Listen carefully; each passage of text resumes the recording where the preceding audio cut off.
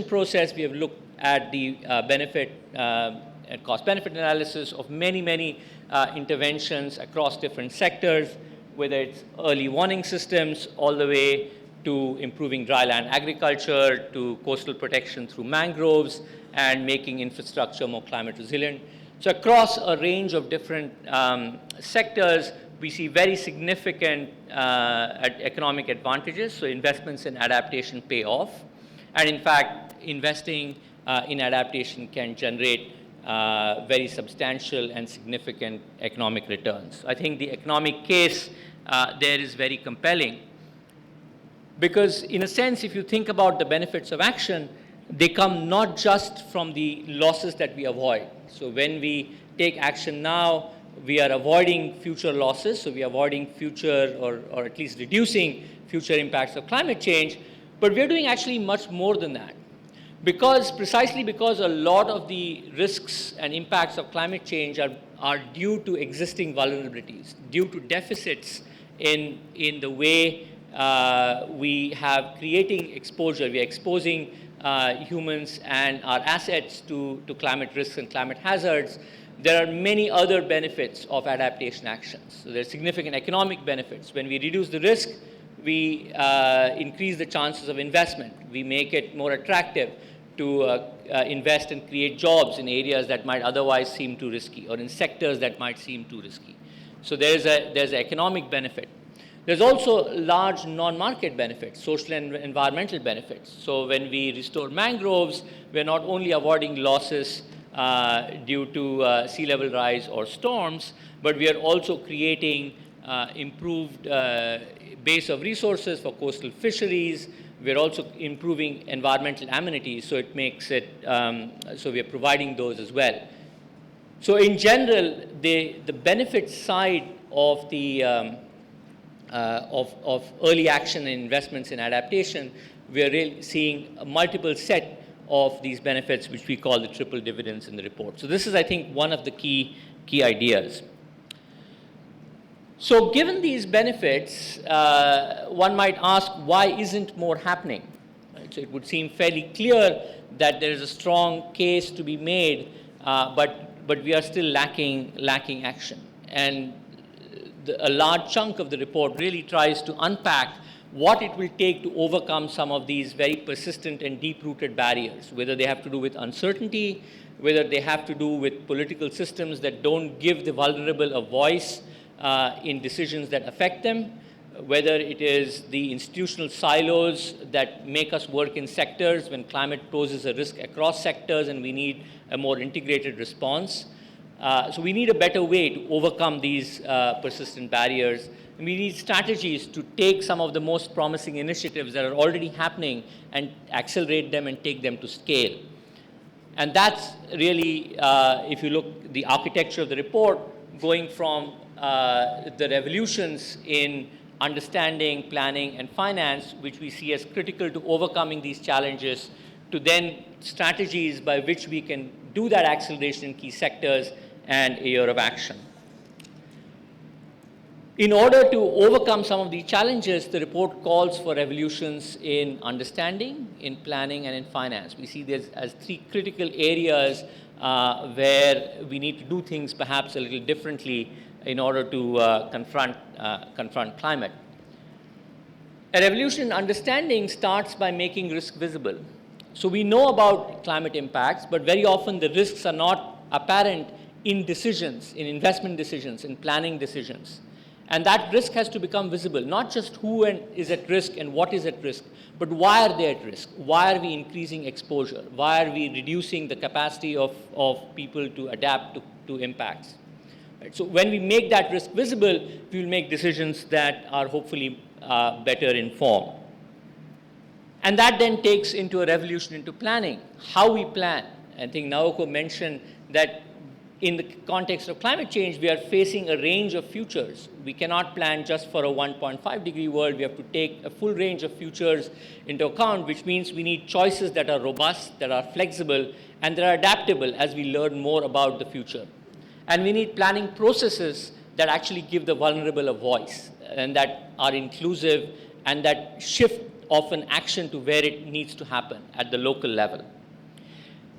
And this revolution in planning then obviously has to be supported and enabled by a revolution in finance. Will money actually flow to where it is needed and where it can be used? This is not just about mobilizing public and private capital and investment, but it's also then about making sure that all investments are resilient and we actually invest in resilience.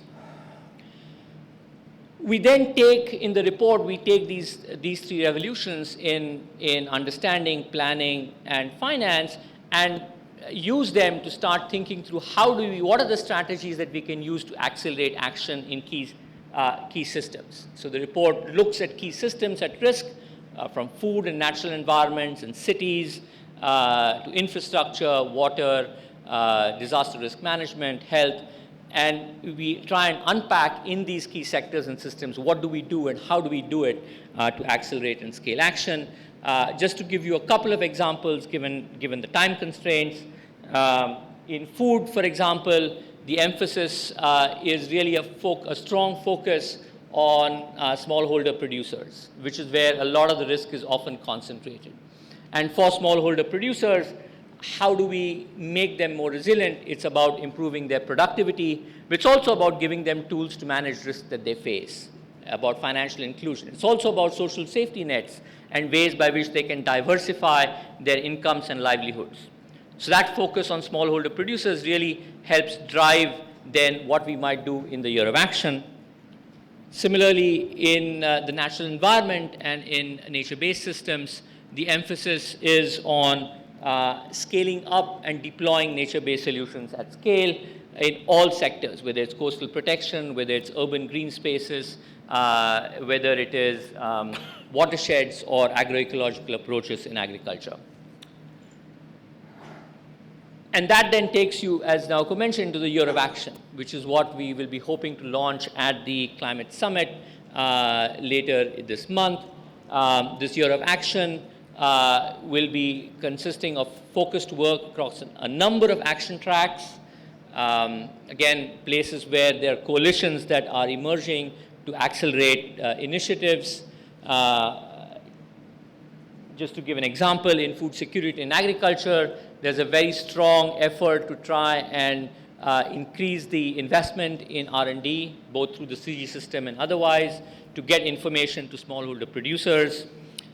In finance, there is work to make climate resilient fiscal and infrastructure investments.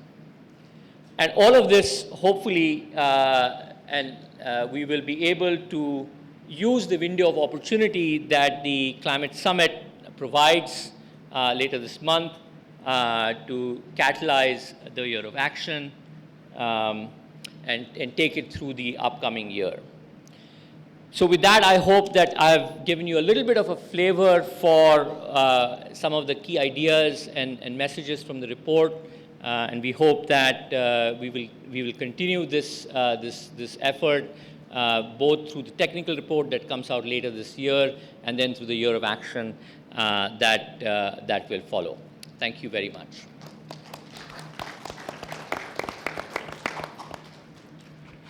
Thanks very much, Anand. Thanks for presenting that synthesis report. I think we're all looking forward to the technical report that he talked about. Also, the launch of the Year of Action at the Climate Summit. I think there'll be a lot of questions at the end. Probably you will have a lot more that you can explain at that time. But with this, now let me invite Ms. Sheila Patel, who's not only a commissioner of this commission, but also the chair of the Slum and Shack Dwellers International. Sheila is a well-known champion of the urban poor, and she can share perspectives on equity issues and how adaptation can promote human development.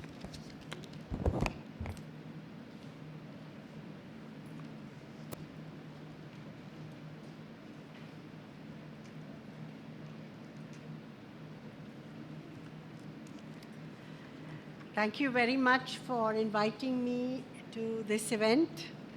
It's nice to be speaking in India, my country and my place of staying. I represent an organization called Shack Dwellers International, and as far as we are concerned, my presence in the Global Commission is basically an education on linking the challenges that we face in cities with the poor, with women, with the youth in cities, with this whole challenge of climate change. And for me, this particular Commission's greatest challenge is to bring everybody who has so far not been in the climate discussion to become the new champions. It is not good enough to talk about the poor, the vulnerable, the people who will suffer as them. They are the ones who have contributed least to this challenge and face the largest consequences.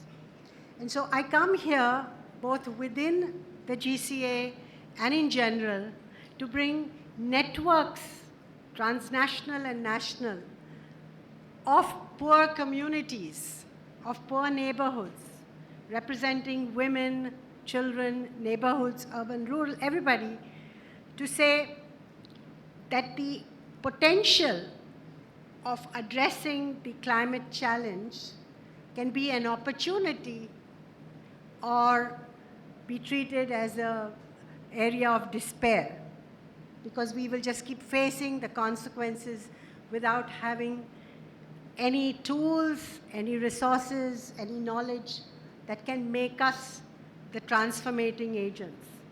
And poor women, more than anybody else, have a huge investment to make, because they make investment choices for themselves and their families. And today, they are making investments only in survival processes that get destroyed time and again. So what are we, as a global network of funds, of multilateral and national institutions, going to do to make them active agents of change themselves? How are we going to give them the voice, the agency, and the resources to make a leap, so that we not only treat climate and the SDGs and the national development situation as three different things, but I want to give Anand another 3-to-1 solution, where actions that people take produce a new normal, a new way of deciding how to make choices that are based on new knowledge, on new resource structures, and new access to information and technology. Today, everybody produces technology for the poor. You give it to the poor, they walk away from it. Big waste. So we don't have time to waste on this. I would also like to ask Lord Stern to consider, when we discuss economics, the investment that informality makes in their development, that is today not discussed when economists talk about investments. It's never disaggregated.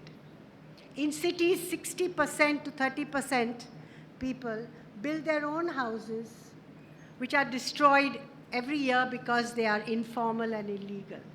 Yet more and more in the city are living informally, because the planning instruments are wrong. So the range of things that have to come into the adaptation focus are huge. Today, you may do a big mitigation project because your infrastructure is needed, but the poor face the consequences of dispossession, displacement, and eviction, because the laws don't provide any safeguards that can impact them. Their illegality, their informality, their lack of identity makes them vulnerable. So my plea today is involve networks of poor people, urban, rural, pastoral, fisher folk. Bring all these aggregators of people's movements into the center of your planning, your financing, your monitoring, and your execution. Do you have the courage to do that? Well, we on our side, having given me the privilege of being a commissioner, we are going to go after everybody to say, we're knocking on your doors. Do you have time, space, intellectual commitment to bring us into this process and not treat us just as beneficiaries? And adaptation as a concept within climate change has the widest potential to expand who will participate and how they will participate in this process. So I invite all of you to get in touch with grassroots networks, to invite people from all different aspects. And I hope that when we elaborate on the local action track, which is my biggest passion, that these networks, including mine, will be able to demonstrate how we can do the kind of leapfrogging we need to do to reach some good results by 2050. Thank you.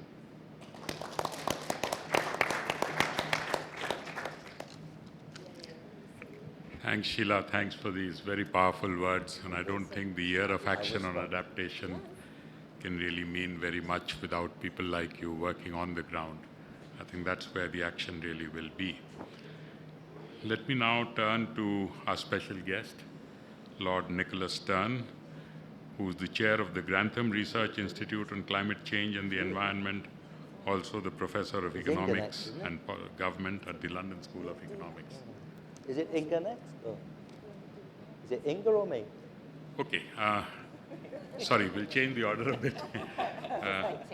Let me invite Dr. Inga Anderson, who's the Executive Director of the United Nations Environment Program. Having done this, let me also acknowledge the presence of our country director in UNEP. He's in India, Mr. Atul Bagai, a good friend of mine. He's also with us. Atul, you want to just... Thank you very much. Look,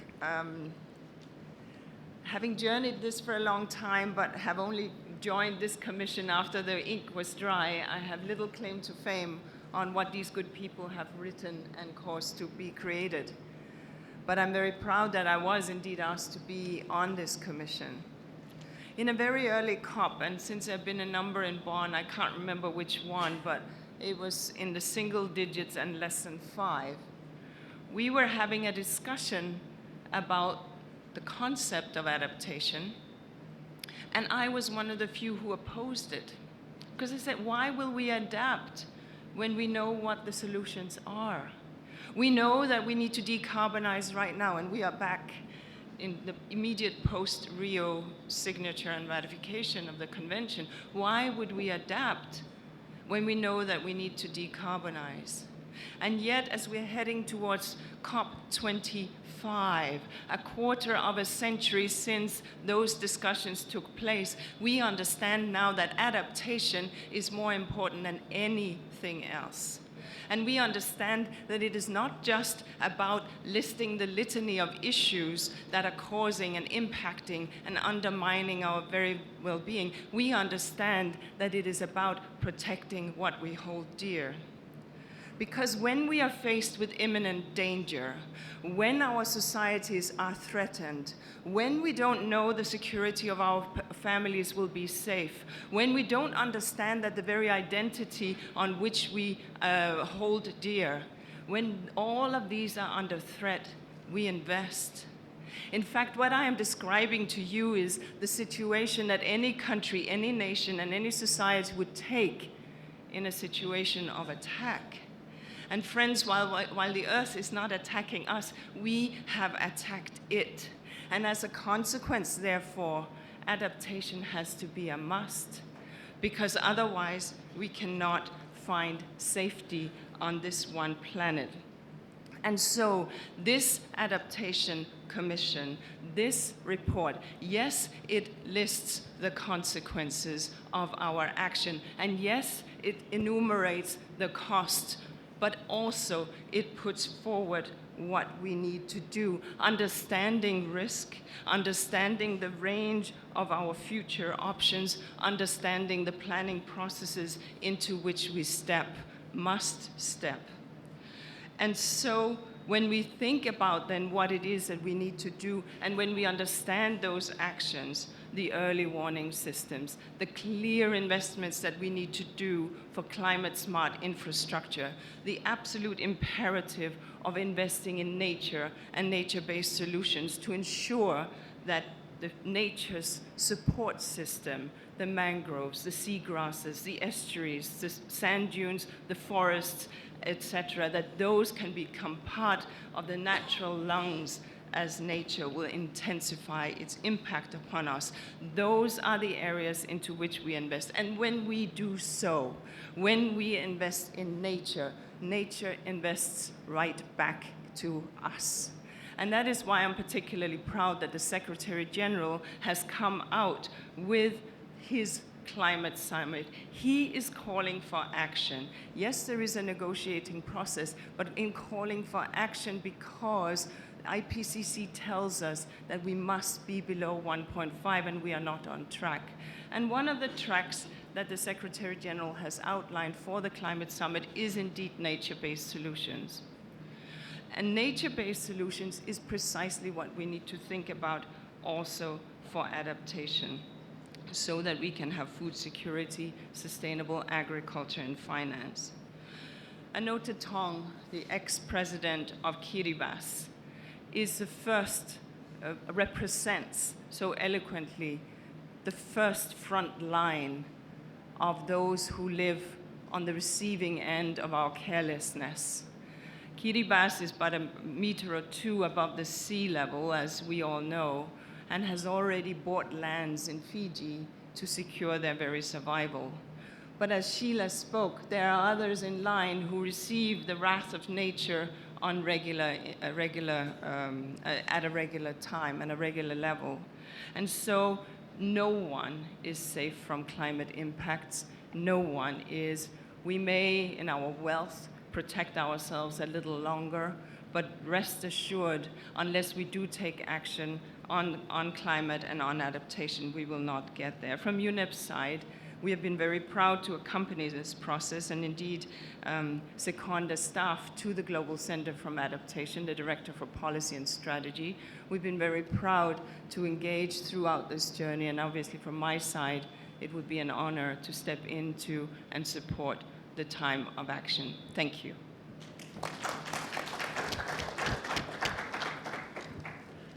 Thanks very much, Inga. Very good, Inga.